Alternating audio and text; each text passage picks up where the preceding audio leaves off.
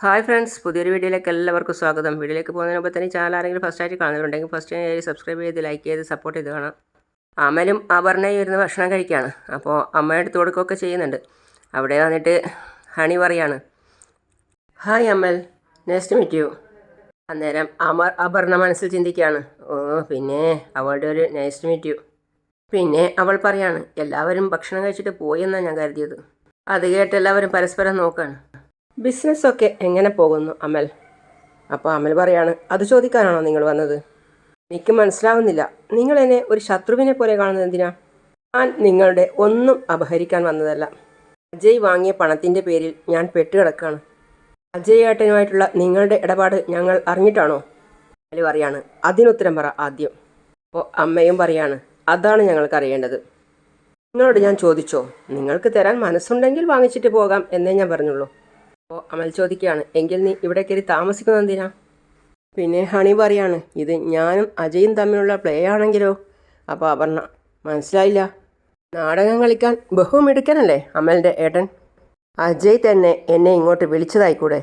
അച്ഛൻ മരിച്ചിട്ടും അജയുടെ share വിൽപത്രപ്രകാരം share ചെയ്ത് കൊടുക്കാൻ നിങ്ങൾ തയ്യാറാവുന്നില്ല. ആ നിലയ്ക്ക് അജയ് എന്നെ വിട്ടതാവാം. കേട്ട് അപർണ പറയാണ്, അത് തന്നെയാണ് സത്യം. ഇവള് വന്നിറങ്ങുമ്പോൾ അജയ് സിറ്റൗട്ടിൽ കാത്തിരിപ്പുണ്ടായിരുന്നു. പിന്നെ എന്നെ വിശ്വസിപ്പിക്കാൻ ഒരു ഡ്രാമയും. പിന്നെ അപർണ, ഇവളുടെ കൂടെ ഇരുന്ന് ഫുഡ് കഴിക്കാൻ തന്നെ എനിക്ക് വെറുപ്പാ എന്നും പറഞ്ഞ് അവളുടെ ഫുഡ് കൊടുത്തിട്ട് അവൾ അകത്തേക്ക് പോയി. അതിനുശേഷം അതിന് പിന്നാലെ അമ്മയും പോയി. അത് കഴിഞ്ഞ് അമൽ പറയാണ്, അജയേട്ടൻ നിങ്ങളെ ഈ വീട്ടിൽ വിളിച്ചു വരുത്തില്ല എന്ന് എനിക്കറിയാം. നിങ്ങൾ തമ്മിലുള്ള ഇടപാട് നേരിട്ടായിക്കോ. നാളെ നേരം പുലരുമ്പോൾ നിങ്ങൾ ഇവിടുന്ന് പോയിക്കോ. അമലും ഭാര്യയും ഇവിടെ ജീവിച്ചിരിക്കുന്നിടത്തോളം കാലം അജയ്ക്കും ഇവിടെ ജീവിക്കാം. പിന്നെ അജയുടെ പാർട്ട്ണറായ എനിക്കും. എന്ത് പാർട്ട്ണർ? അത് എങ്ങനെയും വ്യാഖ്യാനിക്കാം. ഇനി കാര്യം വ്യക്തമായിട്ട് പറയാം. 2 ഡിമാൻഡുമായിട്ടാണ് ഞാൻ വന്നത്. ഒന്നുകിൽ പണം, അല്ലെങ്കിൽ അജയ്. 2-ൽ ഒന്നുമായിട്ടേ ഹണിക്കൊരു തിരിച്ചു പോക്കുള്ളൂ. അത് കേട്ട് അമലും ഭക്ഷണത്തിൻ്റെ മുമ്പിൽ നിന്നും എണീറ്റ് പോയി. പിന്നെ അപർണ അവിടെ വന്നിട്ട് പറയാണ്, നാണം കെട്ടവള്. അപ്പോൾ ഹണി പറയാണ്, നമ്മൾ തമ്മിൽ ഒരു കടം ബാക്കിയുണ്ട്. നീ എന്നെ അപമാനിച്ചു വിട്ടത്. അതിനുശേഷം അപർണ പറയാണ്, ചിലക്കാതെ ഓസിന് കിട്ടിയത് വലിച്ചു കയറി തിന്നിട്ട് ഓടി. പിന്നെ അമലിന് അവിടുത്തെ സർവൻറ്റ് ചായ കൊണ്ട് കൊടുക്കുകയാണ്. എന്നിട്ട് ചായ കൊടുത്തിട്ട് പറയാണ്, ഇതാ ചായ. പൊന്നുമോള് നേരത്തെ ഉണരുന്നതാണല്ലോ, ഇപ്പോഴും ഉണർന്നില്ലേ? അവള് ഉണർന്നിട്ടില്ല. കഥ പറഞ്ഞ് കുറച്ച് ഉറങ്ങാൻ വൈകി. ഇന്നലെ ഉറങ്ങിയത് എൻ്റെ കൂടെയാ, അമൽ പറയാ. ഞാൻ പറയുന്നത് കൊണ്ട് ഒന്നും തോന്നരുത്. ഇവിടെ വന്ന് താമസിക്കുന്ന ആ സ്ത്രീയെ പറഞ്ഞയക്കണം സാറേ, അല്ലെങ്കിൽ കൂടുതൽ കുഴപ്പമാവും. അമൽ പറയാ, എനിക്കറിയാം. അജയേട്ടൻ്റെ പേര് പറഞ്ഞല്ലേ അവളിവിടെ നിൽക്കുന്നത്. പക്ഷേ അജയ് സാർ അപ്പം തന്നെ ഇറങ്ങിപ്പോയതല്ലേ. പിന്നെ ആളെപ്പറ്റി യാതൊരു വിവരവും ഇല്ല. പൊന്നുവുമായി അവരൊരു അടുപ്പം സ്ഥാപിച്ചു കഴിഞ്ഞു. അതെന്തോ ദോഷമായി തീരുമോ എന്നൊരു തോന്നൽ. പിന്നെ അമൽ ഫോൺ എടുത്തിട്ട് അജയ് വിളിക്കുകയാണ്. എന്താ അമലേ? ഏട്ടാ, ഹണി റോസിൻ്റെ കാര്യത്തിൽ ഏട്ടൻ ഒരു തീരുമാനം എടുക്കണം.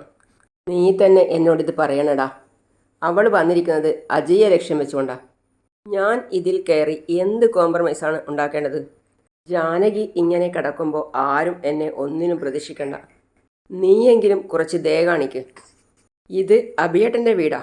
ഒരു അന്യപെണ്ണ് എന്തടിസ്ഥാനത്തിലാണ് ഇവിടെ കയറി താമസിക്കുന്നത്? അഭിയേട്ടൻ ഇവിടെ ഇല്ല എന്ന ധൈര്യമാണ് അവൾ കാണിക്കുന്നത്.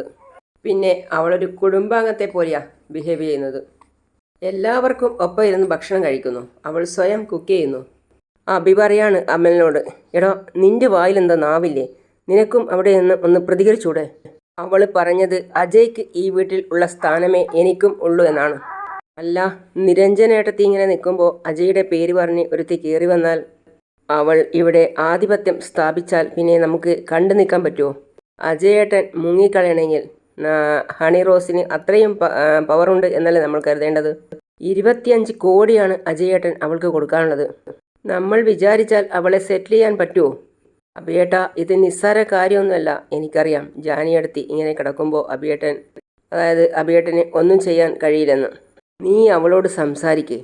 കേഷിൻ്റെ കാര്യം അജയോട് സംസാരിച്ച് ഒരു ധാരണയിൽ എത്താമെന്നും അവളോട് പറയും. എന്നിട്ട് അവളെ അവിടെ നിന്നും ഇറക്കിവിട്. എന്നിട്ട് നീ എന്നോട് പറയും, എൻ്റെ അവസ്ഥയും നീ മനസ്സിലാക്ക്. അപ്പോൾ അമൽ പറയാണ്, അതറിഞ്ഞിട്ട് തന്നെയാണല്ലോ അവളിവിടെ കയറിപ്പറ്റിയത്. ജാനകിയെ വിട്ട് ഞാൻ എങ്ങോട്ടും വരില്ല അമലെ. എനിക്കിപ്പോൾ ചിന്തിക്കാനും പ്രവർത്തിക്കാനും വേറെ ഒന്നുമില്ല. എൻ്റെ മനസ്സ് പോലും ഇപ്പോൾ ശൂന്യമായിരിക്കുക. ആര് അവിടെ പൊറുക്കോ അവകാശം സ്ഥാപിക്കുകയോ ചെയ്യട്ടെ.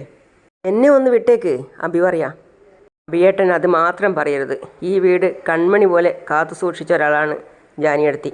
ജാനിയടുത്തിക്ക് പകരം ഒരുത്തിയും അളകാപുരിയിൽ കയറി വന്നിട്ട് ആധിപത്യം സ്ഥാപിക്കില്ലായിരുന്നു. അത് മാത്രമല്ല, കിട്ടിയ അവസരം ഹണി റോസ് നന്നായിട്ട് മുതലെടുക്കുകയും ചെയ്യുന്നുണ്ട്. പൊന്നുവും ഹണി റോസുമായിട്ട് ഇപ്പം നല്ലൊരു അടുപ്പമുണ്ടാക്കി കഴിഞ്ഞു.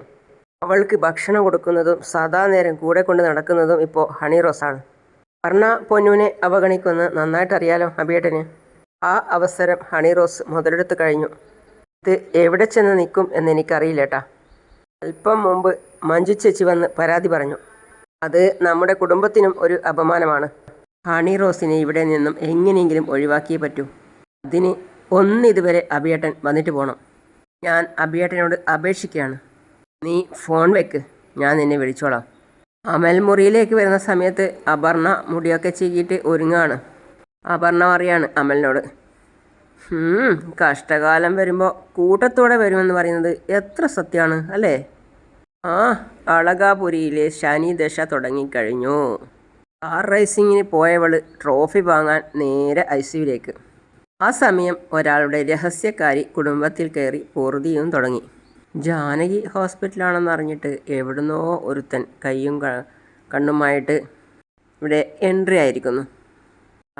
ആരാമലെ ഈ നകുലൻ? പഴയകാല സിനിമയിലെ നിരാശകൻ്റെ ലുക്കുണ്ട് ഇപ്പം വന്ന പുതിയ കഥാപാത്രത്തിന്.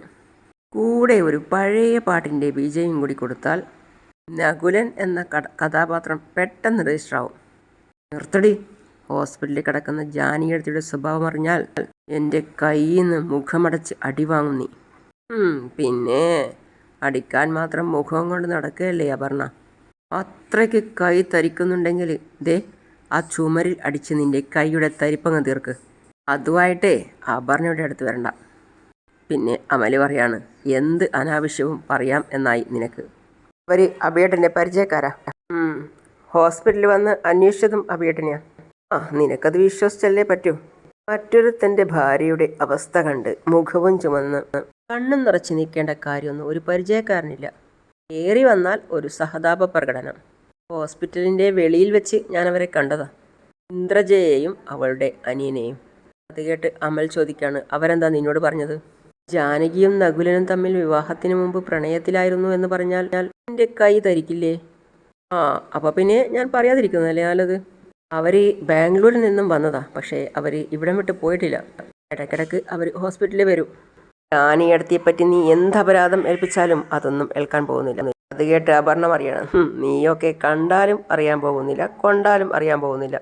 ഇവിടെ ഒരുത്തി വന്ന് വറ്റുണ്ടാക്കി കഴിച്ച് ഏട്ടൻ്റെ മുറിയിൽ കിടന്ന് കഴിയുന്നുണ്ടല്ലോ. നീ ഇത് വല്ലതും പഠിച്ചോ? അവൾ വന്നതറിഞ്ഞ് നിന്റെ ഏട്ടനങ്ങ് സ്കൂട്ടായി. അവളോട് ഇറങ്ങിപ്പോകാൻ പറയാനുള്ള ധൈര്യം നിന്റെ ഏട്ടനില്ലെങ്കിൽ അതിൽ നിന്നും എന്താ മനസ്സിലാക്കേണ്ടത്? നിരഞ്ജനയും കൂടി ഇങ്ങോട്ട് വന്നാലേ ബഹുകേമായി. പിന്നെ അജയ് ആരുടെ റൂമിൽ ഉറങ്ങും എന്നേ അറിയാനുള്ളൂ. ഇനി ശബ്ദിച്ചു പോകരുത്. അപർണ ചിരിച്ചുകൊണ്ട് പറയാണ്, നീ ഇങ്ങനെ ഹട്ടാസിച്ചത് കൊണ്ട് സത്യങ്ങൾ മറ്റൊന്നാവോ? എനിക്ക് പറയാനുള്ളത് എന്തായാലും ഞാൻ ഉറക്കെ തന്നെ പറയും. എവിടുന്നോ വന്ന ഒരുത്തിയെ വീട്ടിൽ വെച്ച് പൊറുപ്പിച്ച് ആ വീട്ടിൽ അന്തി ഉറങ്ങാൻ നിനക്ക് നാണോ ഇല്ലേ അമലെ? നീ എന്നോട് കാണിക്കുന്ന വീര്യം അവളോട് പോയി കാണിക്കുക. രഞ്ജന നിന്റെ പ്രിയപ്പെട്ട ഏട്ടത്തിയല്ലേ? അവളിരിക്കേണ്ട കസേരയിൽ ഏട്ടൻ്റെ കാമുകയെ ഇരുത്തി അത്തായം കൊടുക്കേണ്ട നിന്റെ ആ പൗരുഷത്തെ ഞാൻ സമ്മതിച്ചിരിക്കുന്നു.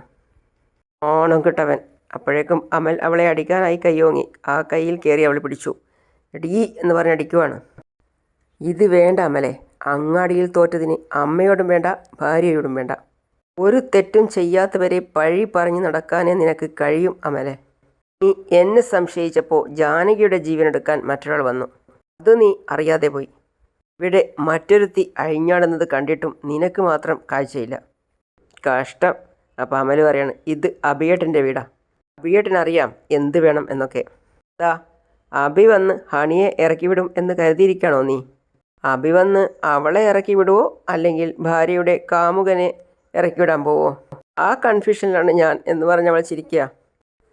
അപർണ പിന്നെ അമലിനെ കളിയാക്കി ചിരിച്ചു. എന്നിട്ട് അതിനുശേഷം പറയാണ്, ഇതുകൊണ്ടൊന്നും തീരുന്നില്ല, ഇനിയും കുറേ ബാക്കിയുണ്ട്. പിന്നെ കാണിക്കുന്നത് ഹോസ്പിറ്റൽ അമലിനെയാണ്. അമൽ സക്കീർ ഭായി ആയിട്ട് സംസാരിച്ചുകൊണ്ടിരിക്കുകയാണ്. ഏത് നിമിഷമാണ് എനിക്ക് ഭ്രാന്ത് പിടിക്കുന്നത് എന്ന് എനിക്കറിയില്ല സക്കീർ ഭായ്. എന്തും നേരിടാനുള്ള മനസ്സുള്ളവനാണ് ഞാൻ. പക്ഷേ എൻ്റെ പാതി മെയ്യും മനസ്സുമാണ് ഇവിടെ കിടക്കുന്നത്. അതിനിടയിലാണ് വീട്ടിൽ നിന്ന് ഓരോ വാർത്തകൾ കേൾക്കുന്നത്. അവൻ ഏതവളെ വേണമെങ്കിലും കൂടെ കൊണ്ടുവന്ന് പൊറപ്പിച്ചോട്ടെ. അവൻ്റെ ഭാര്യ എന്ന് പറയുന്നവൾ വീട് വിട്ട് പോയതല്ലേ. പക്ഷേ അബിക്ക് കേട്ട് നിൽക്കാൻ പറ്റുമോ? സക്കീർ ഭായ് ചോദിക്കുക. സൂര്യ സാറ് ഒരു ശ്രീകോവിൽ പോലെയാണ് ആ വീടിനെ കണ്ടത്. ഇവിടെ അമ്മയുണ്ട്, അബിയുടെ കുട്ടിയുണ്ട്. ഹണി വന്ന് കയറിയ വിവരം ദുബായിൽ കഴിയുന്ന ശരണിൻ്റെയും അമൃതയുടെയും കാതുകളിൽ എത്തി. ശരൺ എന്നെ വിളിച്ചിരുന്നു. ഈ അവസ്ഥയിൽ അബിയോടിത് പറയാൻ അവർക്കാർക്കും കഴിയുന്നില്ല. അമലും ഇത് തന്നെ പറഞ്ഞു. ജാനകി ഇവിടെ കിടക്കുമ്പോൾ എനിക്ക് ഇവിടെ വിട്ട് പോകാൻ കഴിയില്ല. സക്കീർ ഭായ്ക്കെങ്കിലും എന്നെ മനസ്സിലാക്കാൻ കഴിയുന്നില്ലേ? ഏട്ടൻ എന്നുള്ളൊരു മുഖം തോളിൽ വെച്ച് പോയില്ലേ? ഹണി ഇവിടെ തന്നെ താമസിക്കുന്നത് പണത്തിന് വേണ്ടിയാണ്. അജയുടെയും നിരഞ്ജനയുടെയും ബന്ധത്തിന് അതിൽ കൂടുതൽ വിള്ളൽ വന്നിട്ടുള്ളത്. കേസ് കഴിഞ്ഞാൽ ഡിവോഴ്സ് എന്ന് നിരഞ്ജന പറഞ്ഞു. ഇനി താൻ രംഗത്ത് വന്നിരിക്കുന്നതും അതിനു വേണ്ടിയാണ്. അബിയുടെ വീട്ടിൽ നിന്നും അവളെ ഇറക്കിവിടാൻ അബിക്ക് മാത്രമേ അധികാരമുള്ളൂ. എല്ലാവരും കണ്ണും നട്ട് നിൽക്കുന്നത് അബിയിലാണ്. എൻ്റെ ഈ നിസ്സഹായാവസ്ഥ മുതലെടുത്ത് തന്നെയാണ് അവൾ വന്നത്. അവളും എല്ലാം അറിയുന്നുണ്ടായിരുന്നു. അല്ലെങ്കിൽ എൻ്റെ വീട്ടിൽ കയറി വരാൻ അവൾ 4 വട്ടം ആലോചിക്കുമായിരുന്നു. അവൾ വന്നതും അപ്പം തന്നെ അജയ് മുങ്ങി എന്നാണ് അറിയാൻ കഴിഞ്ഞത്. അവൾ അവിടെ കഴിയട്ടെ. ആത്മാഭിമാനം എന്നൊന്നുണ്ടെങ്കിൽ അജയ് തന്നെ അവളെ ഒഴിവാക്കി വിടട്ടെ. എനിക്കിനി എന്താ സക്കീർ ഭായ് ഉള്ളത്? അബിയും വീണുപോയില്ലേ, ഇനി എന്ത് വീട്? സക്കീർ ഭായ് വരുന്നുണ്ടോ ജാനകിയെ കാണാൻ? ഇപ്പോൾ ICUവിൽ നിന്ന് ഒബ്സർവേഷൻ വാർഡിലേക്ക് അവളെ മാറ്റിയിട്ടുണ്ട്. അധിക നേരവും കണ്ണും തുറന്നുള്ള കിടപ്പ. പക്ഷേ അവളൊന്നും അറിയുന്നില്ല. ജാനകിയെ വന്ന് കാണാനുള്ള കരുത്ത് എനിക്കില്ല അബി. അവളിപ്പോൾ വളർന്നു വലുതായെങ്കിലും മേരിക്കുട്ടി അമ്മയുടെ കയ്യിൽ നിന്നും സൂര്യ സാറ് അവളെ ഏറ്റുവാങ്ങുമ്പോഴുള്ള ആ കുരുന്നു മുഖമാ ഇന്നും എൻ്റെ മനസ്സിൽ. ഇതിൽ നിന്നും ഒരു മാറ്റവും അവളുടെ മുഖത്ത് ഞാൻ കണ്ടിട്ടില്ല. അങ്ങോട്ട് വരാതെ ഞാൻ ഇവിടെ തന്നെ നിന്ന് കളഞ്ഞത് അതുകൊണ്ടാണ്. ഞാനിനി അവളെ കാണുന്നെങ്കിൽ പഴയ ജാനി ആയിട്ട് മതി, അല്ലാതെ എനിക്കവളെ കാണണ്ട. ഹണിയുടെ കാര്യം അബി ഒന്ന് ആലോചിച്ച് നോക്ക് എന്ന് പറഞ്ഞ് സക്കീർ ഭായ് അവിടെ നിന്നും പോയി. ഹണി റോസുവിനെ എന്ത് ചെയ്യണമെന്നറിയാതെ അങ്ങോട്ടും ഇങ്ങോട്ടും നടക്കുകയാണ്. അതിനിടയിലാണ് അവൾ ഫോൺ ചെയ്തത്. ആർക്ക്? നിരഞ്ജനിക്ക്. നിരഞ്ജനി ഫോണ് അറ്റൻഡ് ചെയ്തിട്ട് പറയാണ്, ഈ കോൾ ഞാൻ പ്രതീക്ഷിച്ചതാ. എങ്ങനെയുണ്ട് ഹണി അളകാപുരിയിലെ ജീവിതം? താമസവും ഭക്ഷണമൊക്കെ ഇഷ്ടമായോ? അജയുടെ പേരും പറഞ്ഞ് ഞാൻ അങ്ങോട്ട് വരാനൊന്നും പോകുന്നില്ല. ഞാൻ വന്നത് ഇവിടെ താമസിക്കാനല്ല. അതൊക്കെ നിങ്ങളുടെ കാര്യങ്ങൾ. എന്നെ വിളിച്ചതിനുള്ള കാര്യം എന്താണെന്ന് പറ. എനിക്ക് നിരഞ്ജനയെ നേരിട്ടൊന്ന് കാണണം. നിരഞ്ജന, നോ പറയരുത്. ശരി, ഞാനിപ്പോൾ കോർട്ടിലാണ്. നിരഞ്ജന, ഞാൻ എവിടെയാണ് വരേണ്ടത്? ആവശ്യം ഹണിയുടേതല്ലേ, അതുകൊണ്ട് എൻ്റെ ഓഫീസിനടുത്ത് വന്ന് വിളിക്ക്. എവിടെ വരണമെന്ന് ഞാൻ അപ്പോൾ പറയാം. പിന്നെ നിരഞ്ജന മനസ്സിൽ ചിന്തിക്കുകയാണ്, എന്തിനായിരിക്കും ഹണി റോസ് എന്നെ കാണണമെന്ന് പറഞ്ഞത്? അങ്ങനെ പറഞ്ഞതുപോലെ തന്നെ രണ്ടുപേരും ഒരേ സ്ഥലത്ത് മീറ്റ് ചെയ്തു. അതിനുശേഷം ഹണി റോസ് പറയാണ്, സോറി നിരഞ്ജന, എന്നെ നീ സംശയിക്കരുത്. അജയ്യെ സ്വന്തമാക്കാനാണ് ഞാനിങ്ങനെ ചെയ്യുന്നത് എന്ന് നീ ഒരിക്കലും വിചാരിക്കരുത്. നിരഞ്ജന. അപ്പോൾ ഹണി റോസ് പറയാണ്, ഞാനൊരു ആമുഖമായിട്ട് പറയാണ്.